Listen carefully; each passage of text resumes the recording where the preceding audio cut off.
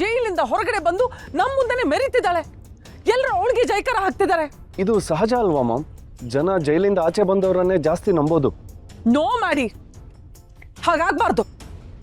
ಅವಳು ಜೀವನ ಪರ್ಯಂತ ಜೈಲಲ್ಲೇ ಕೊಳಿತಾಳೆ ಅಂತ ಅನ್ಕೊಂಡಿದ್ದೆ. ಆದ್ರೆ ಯಾರೋ ಒಬ್ರು ಹೇಗಾದ್ರೂ ಬಂದು ಅವಳನ್ನ ಕಾಪಾಡ್ತಾನೆ ಇದ್ದಾರೆ.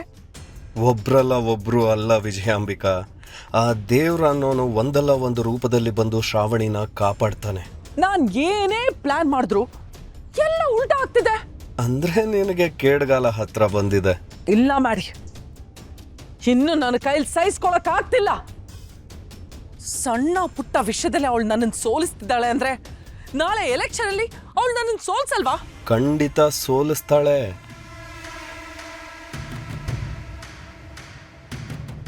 ಏನ್ ಯೋಚನೆ ಮಾಡ್ತಿದ್ಯಾ ಮಾಡಿ? ನಾನು ಆಗ್ಲಿಂದ ಮಾತಾಡ್ತಾನೆ ಇದ್ದೀನಿ, ನೀನು ನನ್ನ ಮಾತನ್ನ ಕೇಳಿಸ್ಕೊತಾನೆ ಇಲ್ವಲ್ಲ. ಇತ್ತೀಚೆಗೆ ನೀನ್ ತುಂಬಾ ಬದಲಾಗಿದ್ಯಾ.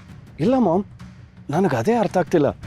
ಶ್ರಾವಣಿಗೆ ಯಾರು ಹೆಲ್ಪ್ ಮಾಡ್ತಿದ್ದಾರೆ ಅಂತ ಯೋಚನೆ ಮಾಡ್ತಿದ್ದೆ. ನನಗೂ ಅದೇ ಅರ್ಥ ಆಗ್ತಿಲ್ಲ. ನಮ್ ಜೊತೆನೆ ಇದ್ಕೊಂಡು ಯಾರೋ ಎಲ್ಲ ಇನ್ಫಾರ್ಮೇಶನ್ ಅವಳು ಕೊಡ್ತಿದ್ದಾರೆ. ನಾನು ಕೆಡ್ಡ ತೋಡಕ್ ಮುಂಚೆನೆ ಅವಳು ದಾರಿ ಬದಲಾಯಿಸ್ತಿದ್ದಾಳೆ. ನಾವೇನೇ ಯೋಚನೆ ಮಾಡಿದ್ರು ಅದೆಲ್ಲ ಉಲ್ಟಾ ಆಗ್ತಿದೆ. ನಮ್ ವಿಷಯ ಎಲ್ಲ ಅವಳಿಗೆ ಗೊತ್ತಾಗ್ತಿದೆ. ಇಲ್ಲ ಮಾಮ್, ನನಗೆ ಯಾಕೋ ಹಾಗೆ ಅನ್ನಿಸ್ತಾ ಇಲ್ಲ. ನಾವು ಮಾಡೋ ಪ್ಲಾನು ಅವಳಿಗೆ ಹೇಗೆ ಗೊತ್ತಾಗುತ್ತೆ? ಅದನ್ನೇ ನೀನ್ ಕಂಡಿಡಿಬೇಕು. ನಮ್ಮ ಜೊತೆಲಿರೋರೇ ಯಾರೋ ಎಲ್ಲ ಇನ್ಫಾರ್ಮೇಶನ್ ಅವಳು ಕೊಡ್ತಿದ್ದಾರೆ. ಅದು ಯಾರು ಅಂತ ಕಂಡು ಹಿಡಿದು ಅವ್ರನ್ನ ನೀನೇ ನನ್ನ ಕಣ್ ಮುಂದೆ ತಗೊಂಬಂದು ನಿಲ್ಲಿಸ್ಬೇಕು. ಈಗಲೂ ಅವನು ನಿನ್ನ ಮುಂದೆನೇ ಇದ್ದಾನೆ. ನನ್ನ ಮೇಲೆ ನಾನೇ ಹೇಗೆ ಕಣ್ಣು ಹಿಡ್ಲಿ? ನಾನು ಹೇಳಿದ ಅರ್ಥ ಆಗ್ತಿದ್ಯಾ ನಿನಗೆ? ಅರ್ಥ ಆಯ್ತು ಮಾಮ್. ಇನ್ನು ಮುಂದೆ ನಾವು ಹುಷಾರಾಗಿರ್ಬೇಕು. ನಾನು ಎಲ್ಲರ ಮೇಲೂ ಕಣ್ಣಿಟ್ಟಿರ್ತೀನಿ. ಯಾರ ಮೇಲಾದರೂ ಅನುಮಾನ ಬಂದರೆ ಇಮ್ಮಿಡಿಯೇಟ್ ಆಗಿ ನಿನ್ನ ಮುಂದೆ ಕರ್ಕೊಂಡು ಬಂದು ನಿಲ್ಲಿಸ್ತೀನಿ. ಅಷ್ಟು ಮಾಡು. ಡೋಂಟ್ ವರಿ ಮಾಮ್, ನಾನು ಎಲ್ಲ ನೋಡ್ಕೋತೀನಿ. ಅವ್ರು ಯಾರು ಅಂತ ಕಂಡು ಹಿಡಿತೀನಿ. ಅಷ್ಟು ಮಾಡು ಮಾಡಿ. ಅವ್ರು ಯಾರೇ ಆಗಿದ್ರು ಅವರು ನಮ್ಮ ಕೈಗೆ ಸಿಕ್ಕಾಕೊಳ್ಳೇಬೇಕು. ನೀನು ತಿಪ್ಪರ್ಲಾಗ ಹೊಡೆದ್ರು ಈ ಮ್ಯಾಡಿ ಸಿಕ್ಕಾಕೊಳ್ಳಲ್ಲ ಬಿಡು.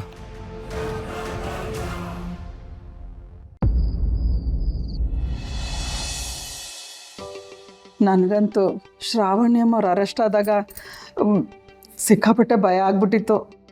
ಹೌದಮ್ಮ, ಡ್ರಗ್ಸ್ ಕೇಸು, ಬೇಲ್ ಸಿಗಲ್ಲ, ಜೈಲಲ್ಲೇ ಇರಬೇಕಾಗತ್ತೆ ಅಂತ ಪೊಲೀಸ್ನವರು, ಮೀಡಿಯಾದವರು, ಜನಗಳು ಮಾತಾಡಿ ತುಂಬ ಭಯಪಡಿಸ್ಬಿಟ್ಟಿದ್ರು. ಆದರೆ ನನಗೇನು ಭಯ ಇರಲಿಲ್ಲಪ್ಪ. ಯಾಕೆಂದರೆ ಮೇಡಮ್ ಅವರು ಎಷ್ಟೆಷ್ಟೋ ಕಷ್ಟಗಳನ್ನ ದಾಟಿ ಬಂದಿದ್ದಾರೆ. ಅವ್ರ ಜೊತೆಗೆ ನಮ್ಮ ಕಾರ್ತಿಕೇಯ ಇದ್ದ, ನಮ್ಮ ಅನಂತ ಶಯನ ಪದ್ಮನಾಭ ಅವರಿದ್ರು. ಅವರಷ್ಟೇ ಯಾಕೆ, ಅವ್ರ ಬೆನ್ನಿಂದೆ ದೇವರೇ ಬೆಂಬಲವಾಗಿ ನಿಂತಿದ್ರು. ಹೀಗೆಲ್ಲ ಇರಬೇಕಾದ್ರೆ ಮೇಡಮ್ ಅವ್ರಿಗೆ ಯಾವ ತೊಂದರೆ ಆಗತ್ತೆ ಹೇಳಿ? ನಾನು ಲಾಯರ್ ಸೂರ್ಯ ಅವ್ರ ಬಗ್ಗೆ ತುಂಬ ಕೇಳಿದ್ದೆ. ಯಾವುದೇ ಕೇಸ್ ಇರಲಿ ಅವರು ಅದನ್ನು ವಾದ ಮಾಡೋ ರೀತಿ, ಅವ್ರು ಯೋಚನೆ ಮಾಡೋ ರೀತಿ ಬೇರೆನೇ ಇರುತ್ತೆ ಅಂತ ಹೇಳ್ತಿದ್ರು. ಹೌದು ಅಮ್ಮವ್ರೆ, ನಿಮ್ಮ ಮಾತು ಸತ್ಯ. ಶ್ರಾವಣಿ ಮೇಡಮ್ ಅವರು ಈ ಕೇಸಿಂದ ಹೇಗೆ ಹೊರಗೆ ಬರ್ತಾರೆ ಅಂತ ನಾವೆಲ್ಲ ಭಯಪಟ್ಟಿದ್ವಿ. ಆದರೆ ಲಾಯರ್ ಸಾಹೇಬರು ಪೊಲೀಸ್ನವ್ರ ಮೇಲೇ ಉಲ್ಟಾ ಆ ಕೇಸ್ ಬೀಳೋ ಥರ ಮಾಡಿ, ಈ ತಿರುಗ್ಬಾಣ ಅಂತಾರಲ್ಲ ಆ ಥರ ಪೊಲೀಸ್ನವರು ಭಯ ಪಟ್ಕೊಂಡು ಶ್ರಾವಣಿ ಮೇಡಮ್ ಅವ್ರನ್ನ ರಿಲೀಸ್ ಮಾಡಿಬಿಟ್ರಂತೆ. ಸಮಯಕ್ಕೆ ಸರಿಯಾಗಿ ಆ ಲಾಯರ್ ಸಿಕ್ಕಿದ್ದು ನಮ್ಮ ಅದೃಷ್ಟ. ಶ್ರಾವಣ್ಯಮ್ಮರು ಅರೆಸ್ಟ್ ಆದಾಗ ಯಾವ ತೊಂದರೆ ತಾಪತ್ರ ಇಲ್ಲದೆ ರಿಲೀಸ್ ಆದರೆ ಸಾಕು ಅಂತ ಸುಬ್ರಹ್ಮಣ್ಯ ಅರಕೆ ಮಾಡ್ಕೊಂಡಿದ್ದ. ಅದಕ್ಕೆ ಇವತ್ತು ದೇವಸ್ಥಾನಕ್ಕೆ ಹೋಗಿದ್ದಾರೆ ಪೂಜೆ ಮಾಡಿಸ್ಕೊಂಬರೋಕ್ಕೆ. ಅಲ್ಲ, ಅವರು ದೇವಸ್ಥಾನಕ್ಕೆ ಹೋಗಿ ಎಷ್ಟೊತ್ತಾಯಿತು, ಇನ್ನೂ ಬಂದೇ ಇಲ್ಲ ಅಲ್ಲ?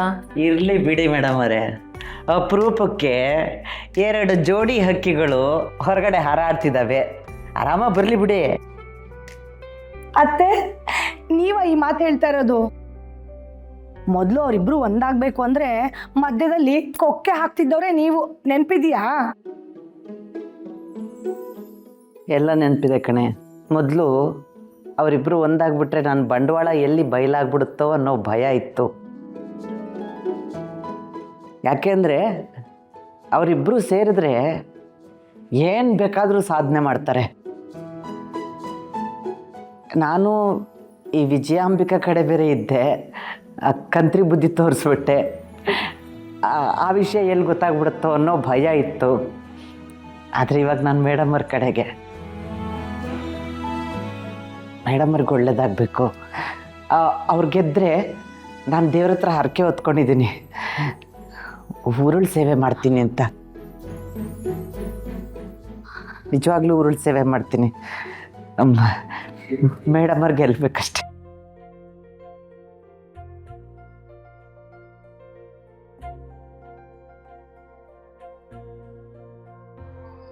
ಮೇಡಮ್, ನಾವೇನಾದರೂ ಹಿಂಗೆ ಹಾಯಾಗಿ ನಡ್ಕೊಂಡು ಓಡಾಡ್ತಾರದು ನೋಡಿದ್ರೆ ಯಾರಾದರೂ ಫೋಟೋ ತೆಗೆದು ಸೋಷಿಯಲ್ ಮೀಡಿಯಲ್ಲಿ ವೈರಲ್ ಮಾಡಿಬಿಡ್ತಾರೆ ಅಷ್ಟೇ. ಹಾಗೆಲ್ಲ ಏನೂ ಆಗಲ್ಲ ಸುಬ್ಬು.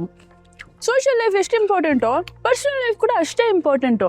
ಈ ಪ್ರಚಾರ, ಹೋರಾಟ, ಎಲೆಕ್ಷನ್ ಅಂತ ನಿನ್ನ ಜೊತೆ ಬೇರೆ ಏನು ಮಾತಾಡೋಕ್ಕೆ ಆಗ್ತಾ ಇಲ್ಲ. ಮನೇಲಿದ್ರೆ ಬರೀ ಎಲೆಕ್ಷನ್ ಬಗ್ಗೆನೇ ಮಾತಾಡ್ತಾ ಇರ್ತೀವಿ, ರಾಜಕೀಯ ಬಿಟ್ಟರೆ ಬೇರೆ ಏನು ಮಾತಾಡ್ತಾನೆ ಇಲ್ಲ ನಾವು. ಅದಕ್ಕೆ ಏನಾದರೂ ತಿನ್ನೋ ನೆಪ ಮಾಡಿಕೊಂಡು ಈ ಥರ ನಿನ್ನ ಜೊತೆ ಆಚೆ ಬರ್ತೀನಿ, ನಿನ್ನ ಜೊತೆ ಮಾತಾಡ್ತೀನಿ. ಜನಗಳ ಸೇವೆ ಮಾಡಬೇಕು ಅಂತ ರಾಜಕೀಯಕ್ಕೆ ಬಂದಿದ್ದೀನಿ, ಆದರೆ ನಿನ್ನನ್ನು ಪ್ರೀತಿ ಮಾಡಬೇಕು ಅಂತ ನಿನ್ನ ಮದುವೆ ಆಗಿದ್ದೀನಿ. ಎರಡು ಕೆಲಸನೂ ಸರಿಯಾಗಿ ನಿಭಾಯಿಸ್ಬೇಕಲ್ವಾ? ಒಂದು ಶ್ರದ್ಧೆಯಿಂದ, ಇನ್ನೊಂದು ಪ್ರೀತಿಯಿಂದ. ಆಹಾ, ಏನು ಮೇಡಮ್ ಇಷ್ಟು ಚೆನ್ನಾಗಿ ಮಾತಾಡೋದು ಕಲ್ತ್ಬಿಟ್ಟಿದ್ದೀರಾ? ನಿಮ್ಮ ಮಾತು ರಾಜಕೀಯಕ್ಕೂ ಜೈ, ಪ್ರೀತಿಗೂ ಸೈ.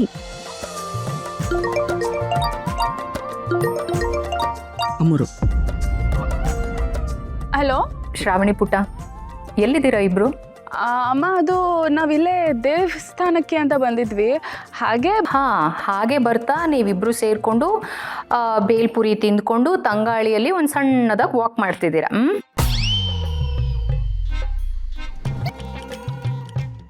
ಯಾಕೆ ಮೇಡಮ್, ಏನಾಯ್ತು? ಸುಬ್ಬು, ಅಮ್ಮಂಗೆ ನಾವು ಎಲ್ಲಿದ್ದೀವಿ, ಏನು ಮಾಡ್ತಿದ್ದೀವಿ, ಏನು ತಿಂತಿದ್ದೀವಿ ಅಂತೆಲ್ಲ ಗೊತ್ತಾಗ್ತಾ ಇದೆ. ಅವ್ರು ಇಲ್ಲೇ ಎಲ್ಲಾದರೂ ಇರ್ಬೋದಾ?